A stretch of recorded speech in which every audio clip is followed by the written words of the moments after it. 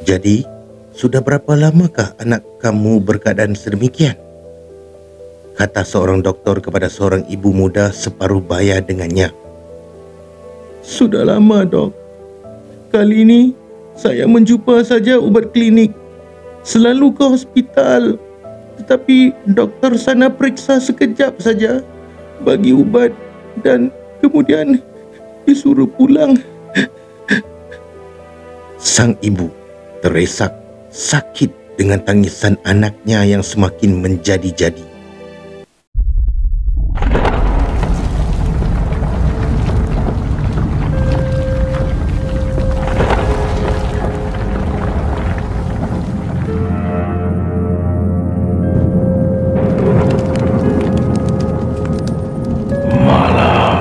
Mystic Profile.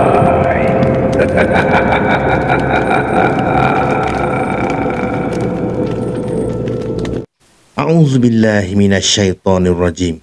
Bismillahirrahmanirrahim.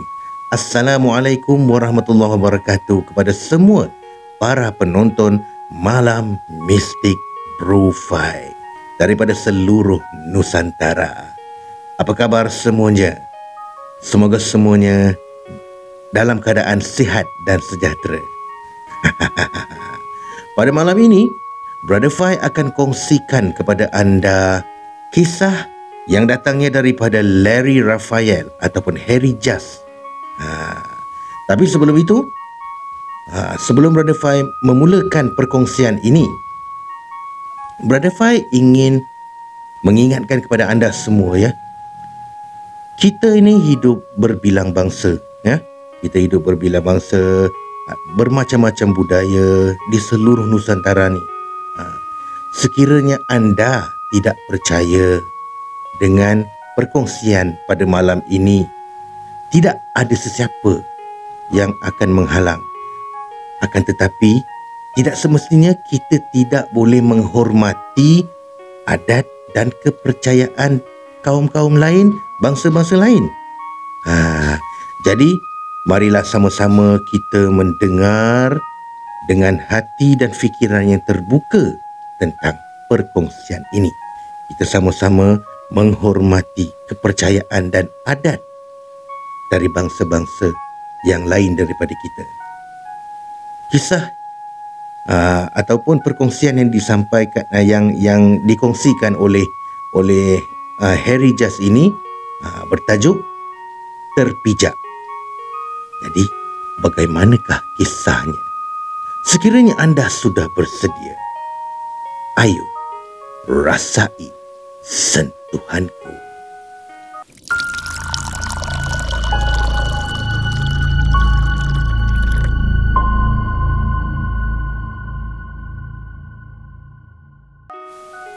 Mary, bukan nama sebenar, adalah seorang guru sekolah rendah yang sudah 5 tahun berkhidmat di daerah kelahirannya. Dia bersama suaminya telah membeli sebuah tanah yang tidak jauh dari tanah orang tuanya. Di sanalah dia membina rumah banglo bersama suaminya yang juga guru sekolah menengah. Rumah itu siap tahun lepas dan mereka sekeluarga masuk tinggal di kediaman sederhana yang kemas itu. Sementara menunggu kelulusan jabatan air untuk mendapatkan air bersih paip ke rumahnya, suaminya telah menemukan tidak jauh dari mereka ada mata air yang kuat. Airnya mengalir deras dan bersih, sejuk, begitu segar. Kerana proses memohon air bersih paip belum punya kelulusan, suami Mary mengambil inisiatif membersihkan mata air itu sebagai alternatif air minum dan mandi. Berpandukan pengetahuannya sebagai guru sains di sekolah, dia membina air graviti mata air agar mereka memiliki bekalan air yang bersih.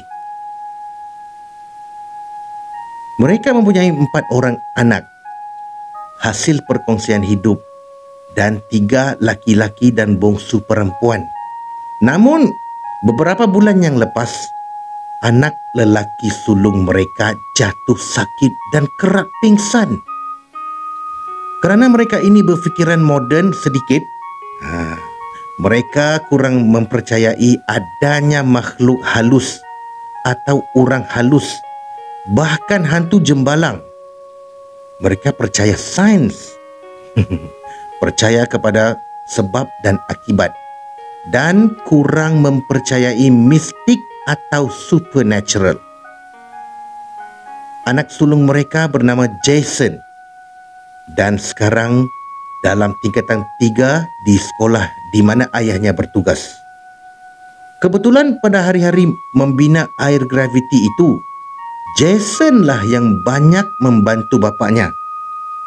Setelah projek 7 hari itu selesai, Jason mengadu sakit kaki dan pening kepala. Bermula hari itu, Jason mula merasa tidak sihat dan sering demam panas dan rebah pingsan.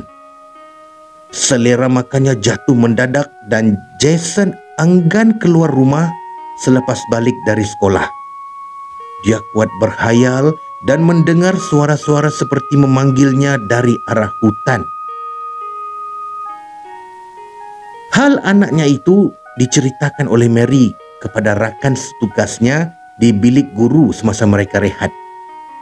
Dia hiba melihat perkembangan anak mereka yang jatuh mendadak kesihatan. Jadi kesihatan Jason ini merosot. Tidak lalu makan dan tidak mahu bercakap. Dia duduk termenung dan enggan berbual. Ada kalanya dia menangis terisak-isak. Dia menangis.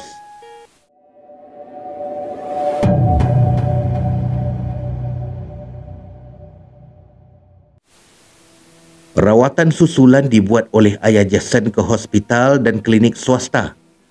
Bahkan dia sanggup menghantar anaknya ke sesi kaunseling dan beranggapan yang mungkin emosinya terganggu dalam pasca pembesaran remaja. Pelbagai usaha dibuat oleh suami isteri tersebut. Namun, tiada perubahan positif ke atas Jason. Dia pucat dan kuat meracau ketika tidur. Ada rakan sekerja Mary yang berpendapat yang Mary perlu membawa anaknya berubat tradisional dahulu. Namun, Mary menolak dan mereka suami isteri berpendapat yang anak mereka sihat. Cuma ada masalah gangguan psikologi saja. Setiap hujung minggu, selepas sembahyang, Mary akan meminta padri menumpangkan tangan ke atas anak mereka dan meminta padri melakukan doa pelepasan dan penyembuhan. Cukuplah. Itu saja, tidak perlu hal-hal lain yang tidak bersangkut paut, kata Mary. Kemudian, Jason dimasukkan ke hospital pakar di ibu kota dan disahkan mengidap kanser tahap 4. Dan pakar berpendapat sudah agak terlambat dan rawatan medis sudah tidak berupaya atas Jason, melainkan memberikan dia ubat dos tahan sakit yang tinggi dan menunggu masa. Sudah tentu laporan doktor pakar itu begitu mengecewakan mereka suami isteri kerana sudah agak lambat menghantarnya untuk rawatan susulan pada pakar. Ketika Jason yang sudah lemah itu dihantar pulang dan dimaklumkan cuma menunggu masa dalam sebulan saja lagi, sanak saudara dan keluarganya datang menziarahi Jason yang sudah kurus keramping seperti tulang hidup. Nenek dan atuk kedua belah pihak datang untuk melihat cucu mereka yang malang. Saat itulah nenek perempuan kedua belah pihak melihat perkara yang tidak lazim yang terjadi ke atas Jason. Oleh kerana mereka obing kita, iaitu mata terbuka hijab, mereka melihat ada benda yang tidak wajar di sekitar cucu mereka, putra kesayangannya Mary dan suaminya, iaitu cucu mereka bersamalah. Setelah campur tangan dengan kuat, mereka berjaya memujuk suami isteri itu menggunakan kaedah adat untuk memulihkan kesihatan Jason. Oleh kerana emak kepada suami Mary teramat garang, dia bahkan sempat memaki anaknya yang terlalu saintifik dan based on evidence itu. Katanya lebih kurang beginilah. Kita orang dusun ada kepercayaan akan orang halus. Jangan kau tidak percaya adat kita, walaupun kau tinggi sekolah. Jerit sang nenek memarahi ayah Jason. Setelah itu, dipanggil seorang bobolian tua yang bernama Kusak. Dan bobolian Kusak ini boleh dianggap juga sebagai nenek kepada Jason, kerana ada pertalian saudara dengan ayah Jason.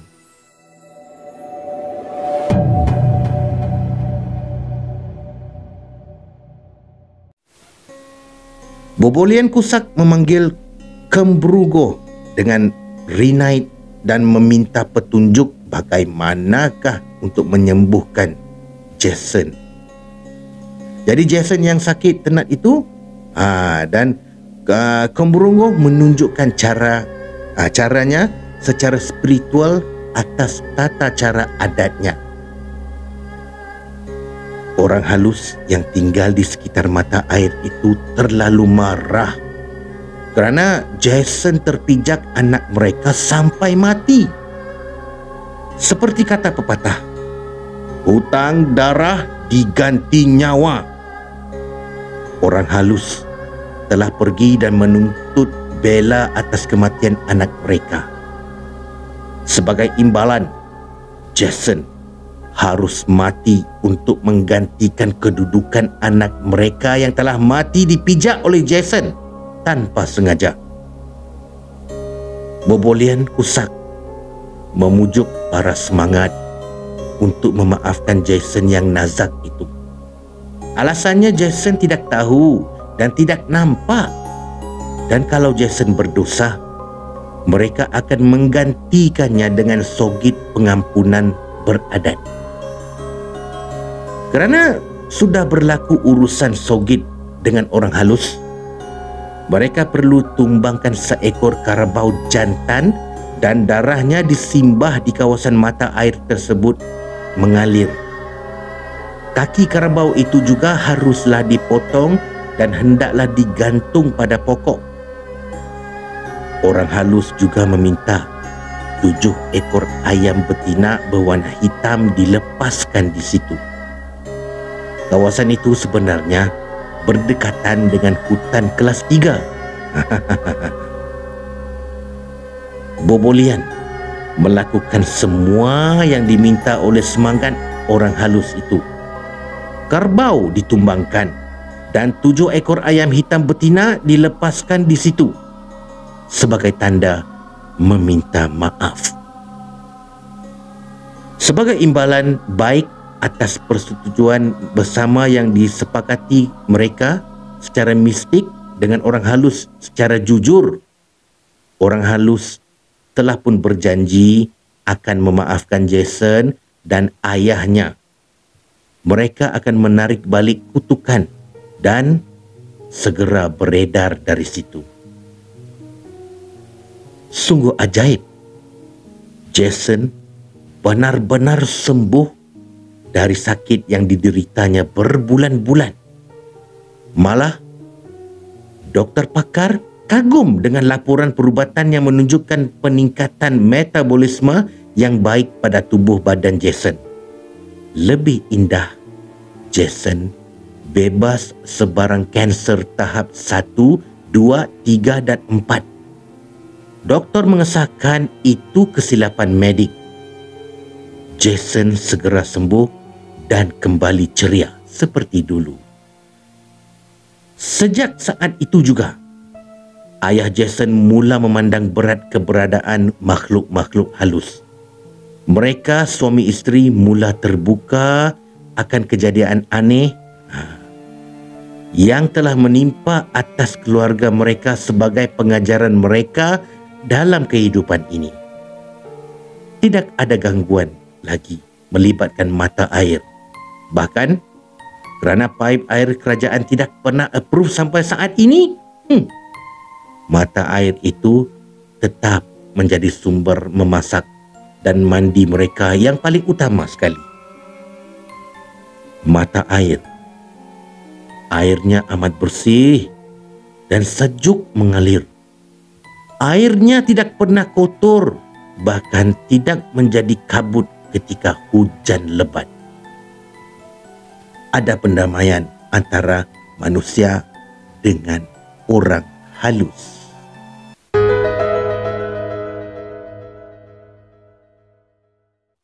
Ya, itulah dia saudara. Kisah yang diberi tajuk Terpijak. Ini adalah kisah benar daripada perkongsian Harry Jas ataupun Larry Raphael. Bagaimana kisahnya? Jadi, sama-samalah kita menghormati kepercayaan semua kaum yang berada di Nusantara ini, Malaysia, Indonesia, Thailand, Singapura, dan di mana-mana sajalah di area Nusantara ini. Sebab kita ada banyak bangsa dan kita banyak kaum dan kita juga banyak kepercayaan, dan apa salahnya kalau kita menghormati, ya?